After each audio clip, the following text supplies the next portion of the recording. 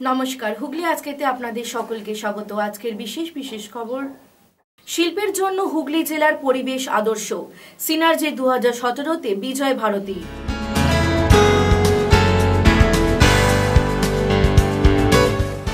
মগরার নমাজঘর থেকে কয়েকশো লিটার চোলাই মদ সহ গ্রেফতার পান্ডা অসীম বিশ্বাস।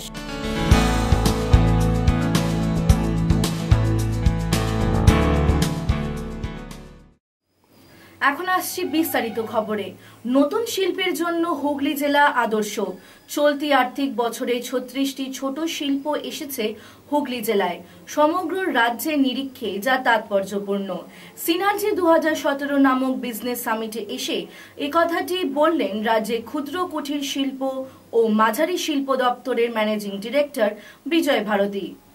শিল্প করুন, বাংলা গড়ুন, এই স্লোগানকে সামনে রেখে ক্ষুদ্র ছোট মাঝারি শিল্পোদ্যোগীদের এক ছাতার তলায় সমস্ত পরিষেবা দেওয়ার লক্ষ্যে জেলা প্রশাসনের সহযোগিতায় দুদিনব্যাপী শিল্প সামিট সিনার্জি 2017 আয়োজন করেছে রাজ্যের ক্ষুদ্র ছোট মাঝারি শিল্প উন্নয়ন দপ্তর। শুক্রবার চুঁচুড়ার কোদালিয়ার পূর্ত ভবনে অনুষ্ঠানের উদ্বোধনে হাজির হয়ে একথা বলেন দপ্তরের ম্যানেজিং ডিরেক্টর বিজয় ভারতী। এদিন প্রদীপ প্রজ্বলন করে দুদিনের শিল্প সামিটের উদ্বোধন করেন রাজ্যের কৃষি বিপণন মন্ত্রী তপন দাশগুপ্ত। এছাড়া ছিলেন জেলাশাসক সঞ্জয় বনসাল, অতিরিক্ত জেলাশাসক ভূমি ও ভূমি সংস্কার পূর্ণেন্দু মাঝি, আধিকারিক রাজেশ সিনহা, হুগলি জেলা পরিষদের সভাধিপতি শেখ মেহবুব রহমান, পুলিশ সুপার সুকেশ জৈন, বিধায়ক অসিত মজুমদার, হুগলি চুঁচুড়া পুরসভার পুরপ্রধান গৌরীকান্ত মুখার্জি সহ জেলা প্রশাসনের আধিকারিকরা। দপ্তরের ম্যানেজিং ডিরেক্টর বিজয় ভারতী বলেন, শিল্প স্থাপনে রাজ্যের মধ্যে সব দিক থেকে হুগলি জেলার পরিবেশ একদম আদর্শ। এখানে নতুন শিল্প স্থাপনের যথেষ্ট সম্ভাবনা রয়েছে। এই জেলা পরিকাঠামো শিল্পের পক্ষ অনুকূল, তাই নতুন শিল্প গড়ে তোলার লক্ষ্যে উদ্যোগীদের সমস্যা দূর করে যাতে তাদের উৎসাহিত করা যায়, সেই কারণেই দুদিনের এই শিল্প সামিটের আয়োজন করা হয়েছে।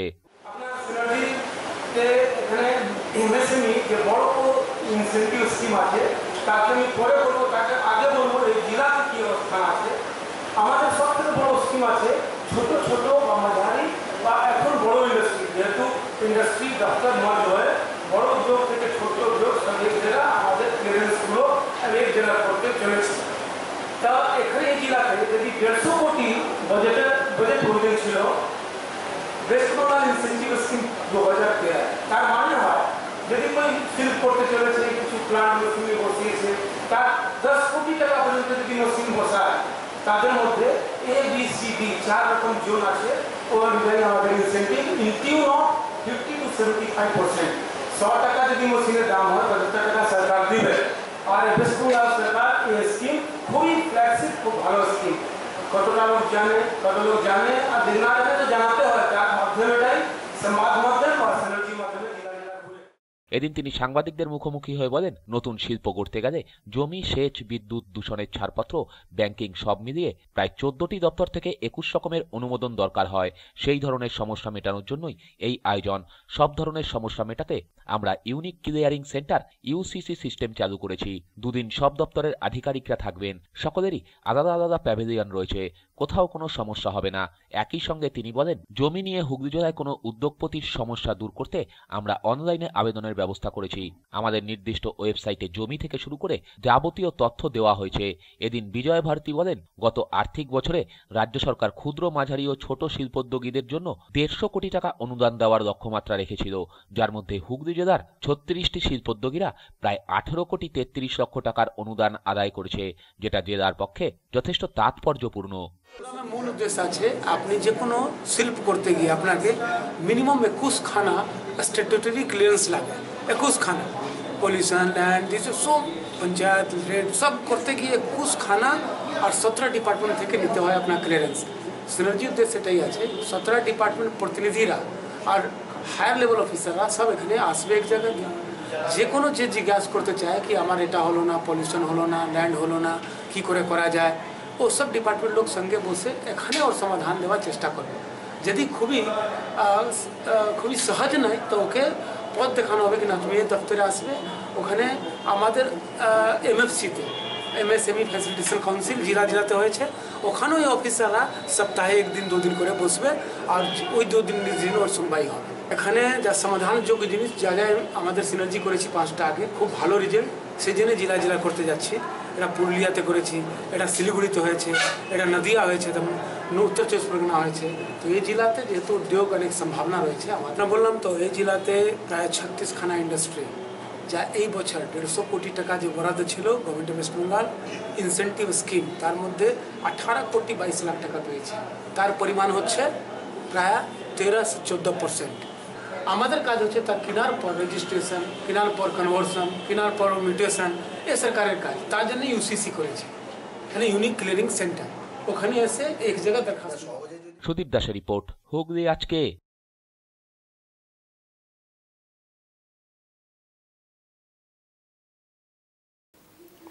লোনের বেশি টাকা দিয়ে দিলেও লোন পরিশোধ হয়নি বলে হেনস্থা তরুণীকে।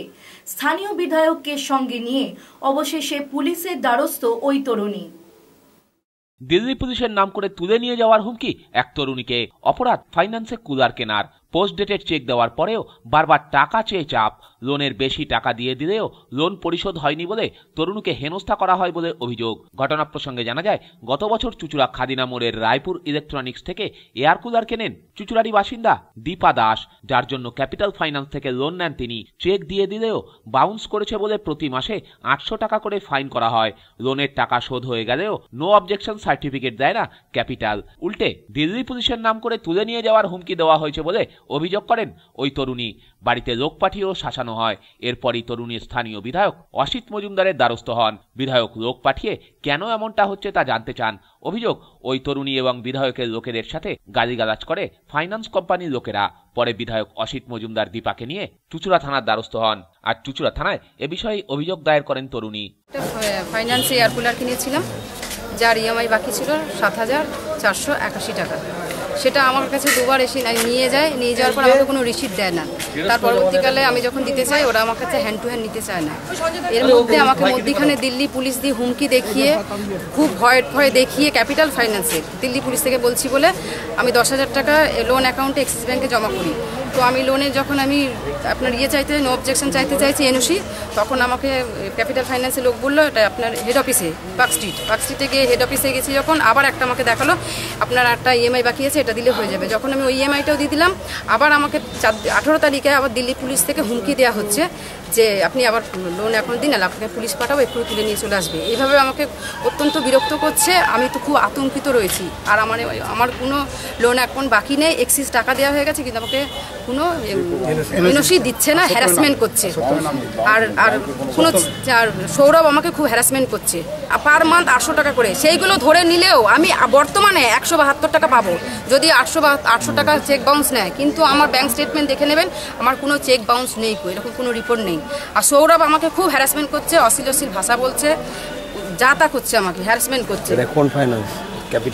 Capital finance. বিধায়ক বলেন, কোনো প্রতারকদেরই চুচুড়ায় বসতে দেব না। কেন ওই বড় ইলেকট্রনিক্স দোকান প্রতারকদের বসাবে তা দেখা হবে বলে জানান তিনি।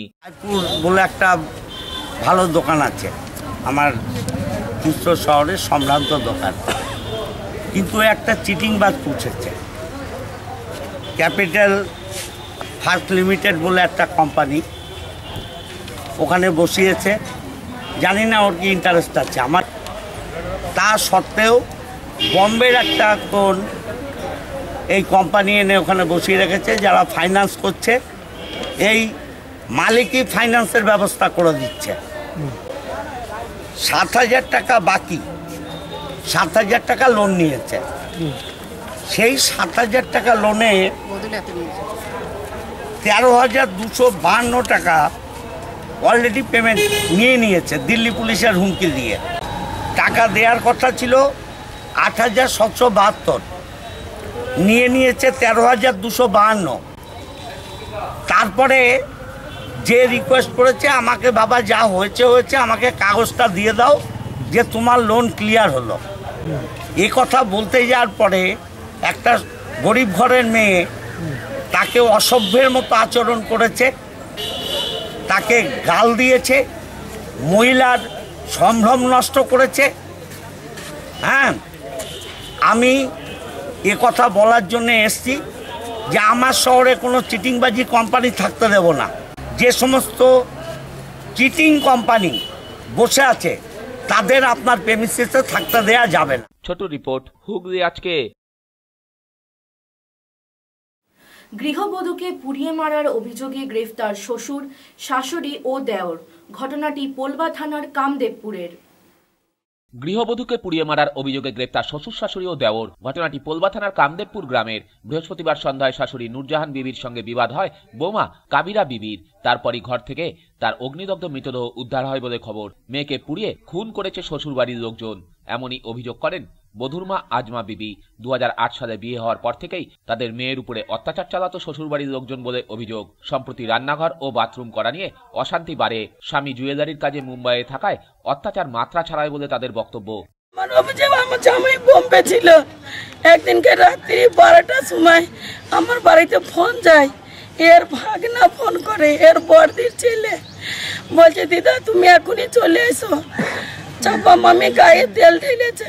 আজ চাপা মামি কেন গায়ে তেল ঢেলেছে, তুমি এখানে আসলে সব জানতে পারবে। আমি থাকি সেই উত্তরপাড়ায়। আমি বলছি এত রাতে কি করে যাব। ওর কাকাকে ফোন করলাম, ও চলে আসলো। আমরা দুজনে লাস্ট ট্রেনে গেলাম। যাওয়ার পরে বলছি কি হলো, আমার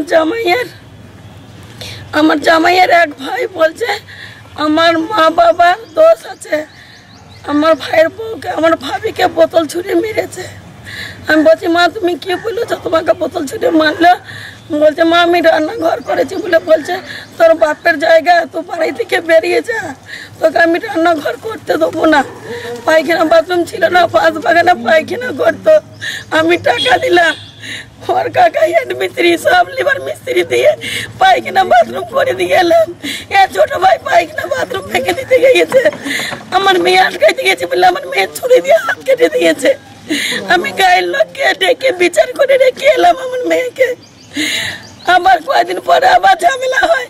আমি বুড়োকে ফোন করলাম, প্রায় ঝামেলা লেগেছিল, প্রায় ঝামেলা লেগে থাকতো। আমার ওই তিনজন, এর মা, এর বাবা, এর ছোট ভাই। ঘটনায় পোলবা থানা শুক্রবার শেখ সামাদ মণ্ডল, নূরজাহান বিবি, নাজিবুল মণ্ডলকে গ্রেপ্তার করে। ধৃতদের বিরুদ্ধে আত্মহত্যায় প্ররোচনা দেওয়ার মামলা রুজু হয়েছে। আর আমার মা বাবার যে হচ্ছে সবসময় খালি ভিডিওতে খালি বেরিয়ে যায়, যেই জায়গা একটু কিছু করতে যাবে ভিডিও থেকে বেরিয়ে যায়, একটু টালি লাগাতে যাবে তা বলছেন তার লাগানো হবে না। আমরা বলছি রান্নাঘর ভেঙে দেবো, আমরা দরকার নেই আমাদের রান্নাঘর এই সাইডে করে নেবো, তা বলছে না হবে না গো, মানে এদেরকে থাকতে দেবে না, আমাকে আমার মেজো ভাইকে থাকতে দেবে না গো। জানি ওই টেকনিক নিয়ে ঝগড়াঝাঁটি হয়, খালি করে থাকতে দেবো না গো। একটা নাতি আছে, সেও দেখতে ভালো, এই যে আমার মেয়ে আছে এও দেখতে ভালো। ব্যুরো রিপোর্ট, হুগলি আজকে। গোঘাটের ভাবাদিঘিতে রেল সম্প্রসারণের সমস্যা মেটাতে আয়োজিত প্রশাসনিক বৈঠকে উপস্থিত হলেন প্রাক্তন রেলমন্ত্রী তথা তৃণমূলের সাংসদ মুকুল রায়। পরবর্তী বৈঠক কিছু হবে? হ্যাঁ নিশ্চয়ই হবে, কথা হবে। জোর করে করবো না, হ্যাঁ জোর করে করবো না। কিভাবে করবো তুমি তোমার মুখে বললে হবে না তো। তোমার এটা তোমার কোম্পানির উদ্দেশ্য থাকতে পারে, আমার উদ্দেশ্য রেল প্রজেক্টটা করা। অথবা আমি রেল প্রজেক্টে কিভাবে হবে সেটা আলাপ আলোচনার মাধ্যমে। আজকে কি রেলের আধিকারিকরা ছিলেন? রেলওয়ে আধিকারিক ছিলেন, সবার সাথেই কথা হয়েছে। এবং আমি ওখানকার মানুষদের সাথেও কথা বলেছি। এবং আমার নিজের যে কনফিডেন্স, আমি এই গোঘাটে এসেছি, আমাকে সিপিএম তাড়া করে ভোট মিটিং করতে দেয়। আমি এই আরামবাগে এসেছি, মমতা ব্যানার্জির রেলমন্ত্রী মমতা ব্যানার্জি মিটিংয়ে দাঁড়িয়ে বক্তৃতা করছেন, গুলি চালিয়ে আমাদের ছেলেদের মেরে ফেলা হয়েছে। আমি এই গোঘাটে এসে দাঁড়িয়েছি যখন যুধিষ্ঠির দলই মারা গেছে, তার ডেড বডি পোড়াতে দাউ দাউ করে আগুন জ্বলছে। আরামবাগ গোঘাটের মানুষের কথা বলার অধিকার ছিল না, আরামবাগ গোঘাটের মানুষকে কথা বলার অধিকার দিয়েছেন মমতা ব্যানার্জি। সুতরাং আরামবাগ গোঘাটের মানুষ তার কথা বলার দাবি পেয়েছে ফেরত, এবং তাহলে নিশ্চিত যে ম্যাপটা ছিল সেটা প্রশ্ন উঠেছে যে ওটা ম্যাপটা চেঞ্জ করা হয়। আবার বলছি গুগল ম্যাপ, আমি রেলমন্ত্রী ছিলাম ভাই, অতএব আমি এগুলো বুঝি। অতএব এই জায়গায় দাঁড়িয়ে এটা যেটা বলা হচ্ছে এই দাবিটা ঠিক দাবি নয়, এটা আমি ঘুরে দেখেছি। তা সত্ত্বেও আমরা দেখছি যে কীভাবে কী করা যায়। এবং আমি বলছি যে ভারতবর্ষ বা পৃথিবীতে কোনো সমস্যা নেই যে আলোচনার মাধ্যমে সমাধান হয়। আলোচনার মাধ্যমে অন্য প্রসঙ্গে নারদের সিবিআই নিয়ে কি মন্তব্য করবেন? আবার বলি আমার দলের সর্বোচ্চ নেত্রী হচ্ছেন মুখ্যমন্ত্রী, তিনি তার বক্তব্য পরিষ্কার করে বলে দিয়েছেন। অর্থাৎ স্বাভাবিকভাবে as a discipline soldier of the political party ওই ইস্যুতে আমার কিছু বলার নেই। গোপন সূত্রে খবর পেয়ে কয়েকশো লিটার চোলাই মদ সহ মূল পান্ডা অসীম বিশ্বাসকে গ্রেফতার করল পুলিশ। ঘটনাটি মগরা থানার নমাজগড় এলাকার। গোপন সূত্রে খবর পেয়ে এক চোলাই মদ কারবারিকে গ্রেপ্তার করল পুলিশ। শুক্রবার মগরা থানার অন্তর্গত নামাজগড় থেকে মগরা থানার পুলিশ ও হুগলি জেলা আবগারি শুল্ক দপ্তর যৌথ অভিযান চালিয়ে অসীম বিশ্বাস নামে ওই চোলাই মদ বিক্রেতাকে গ্রেপ্তার করে। ধৃতের কাছ থেকে কয়েকশো লিটার চোলাই মদ উদ্ধার করে পুলিশ। অভিযুক্তকে এদিন চুঁচুড়া আদালতে তোলা হলে বিচারক অভিযুক্তকে 14 দিনের জেল হেফাজতের নির্দেশ দেন। পুলিশ সূত্রে খবর, ভাঙড় বিস্মত কাণ্ডে মৃত্যুর ঘটনা সামনে আসতেই জেলা পুলিশ ও আবগারি শুল্ক দপ্তর জেলার বিভিন্ন প্রান্তে কয়েকদিন ধরে চোলাই মদের ভাটিগুলিতে অভিযান চালাচ্ছে। এদিন পুলিশ বড়সড় সাফল্য পেল। পুলিশ জানিয়েছে, অসীম বিশ্বাস চোলাই মদের বড় কারবারি। মগরা, চুঁচুড়া সহ বিভিন্ন এলাকায় তার কমপক্ষে 4-5টি ভাটি রয়েছে। এই সমস্ত ভাটি থেকে হুগলি জেলা ছাড়াও হাওড়া, উত্তর 24 পরগনা, নদিয়া, বর্ধমান, ব্যারাকপুর সহ বিভিন্ন এলাকায় চোলাই মদ পাঠানো হতো। পুলিশের কাছে আগাম খবর থাকায় এদিন চোলাই সহ ধরা পড়ে চোলাই মদের পান্ডাও। ব্যুরো রিপোর্ট, হুগলি আজকে। আবারও একটি পঞ্চায়েত তৃণমূলের হাতে। এবারে 8-0 ভোটে জয়ী হয়ে সৃজা কামালপুর পঞ্চায়েতে প্রধান নির্বাচিত হলেন সুসাম্য ভট্টাচার্য। হুগলি জেলায় আবারও একটি পঞ্চায়েত তৃণমূলের দখলে। বলাগড় থানার অন্তর্গত বলাগড় ব্লকে সৃজা কামালপুর গ্রাম পঞ্চায়েতটি বিগত পঞ্চায়েত নির্বাচনে সিপিএম এর দখলে যায়। সে সময় 18 আসন বিশিষ্ট এই পঞ্চায়েতে সিপিএম এর প্রধান ছিলেন অজয় দেববংশী। মাত্র 5টি আসন ছিল তৃণমূলের দখলে, 12টি আসন ছিল সিপিএম এর এবং একটি ভারতীয় জনতা পার্টির। সম্প্রতি সিপিএম সদস্যরাই তাদের পঞ্চায়েত প্রধান অজয় দেববংশীর বিরুদ্ধে অনাস্থার প্রস্তাব আনেন। এরপরই সিপিএম এর ওই পঞ্চায়েত প্রধান অজয় দেববংশী তৃণমূল কংগ্রেসে যোগদান করেন। তারপর থেকেই পঞ্চায়েত প্রধানের পদটি ছিল ফাঁকা। আজ সেই পঞ্চায়েত প্রধান নির্বাচনে তৃণমূল 8-0 ভোটে জয়লাভ করল। ভোটের রেজাল্ট 8 জন উপস্থিত হয়েছিল, 18 জন সদস্য, তার মধ্যে 8 জন উপস্থিত হয়েছিল। সর্বসম্মতিক্রমে প্রধান সুসাম্য ভট্টাচার্য তৃণমূলের পক্ষ থেকে নির্বাচিত হলেন। 8 জন কি তৃণমূলের সদস্য হবে? অবশ্যই আগামী দিনে রাস্তাটা নিশ্চয়ই দল ভাববে। প্রসঙ্গত, বাম আমলের পঞ্চায়েত প্রধান অজয় দেববংশী আজকের ভোটাভুটিতে অংশগ্রহণ করেনি। তৃণমূলের নতুন পঞ্চায়েত প্রধান হলেন সুসাম্য ভট্টাচার্য। আমি দায়িত্ব গ্রহণ করি, বর্তমান পরিস্থিতিটা কি আছে আমি ভালো করে দেখব।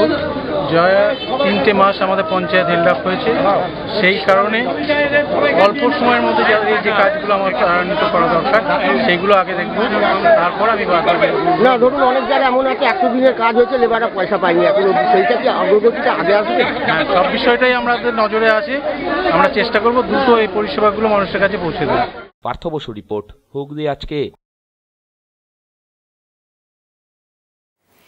ভগৎ সিং এর শহীদ দিবস উপলক্ষে সৌমেন অধিকারী বহুমুখী শিক্ষা প্রতিষ্ঠানের পক্ষ থেকে এক সাইকেল র্যালির আয়োজন করা হয়।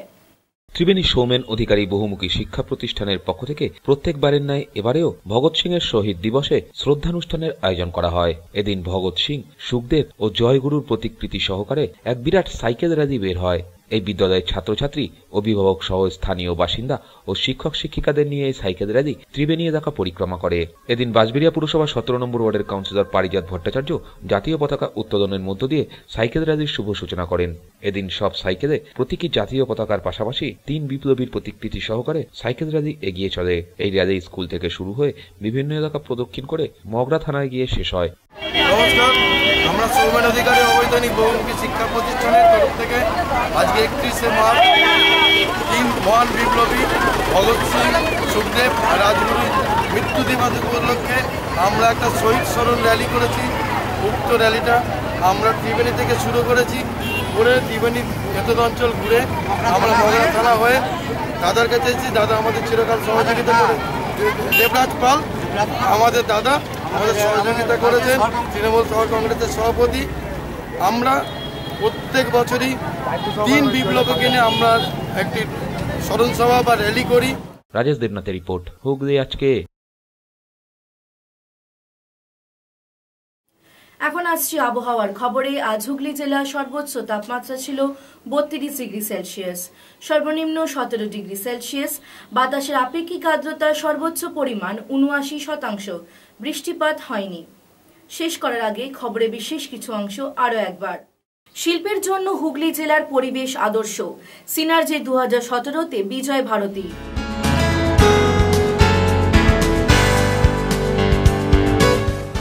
মগরার নমাজগড় থেকে কয়েকশো লিটার চোলাই মদ সহ গ্রেফতার পান্ডা অসীম বিশ্বাস।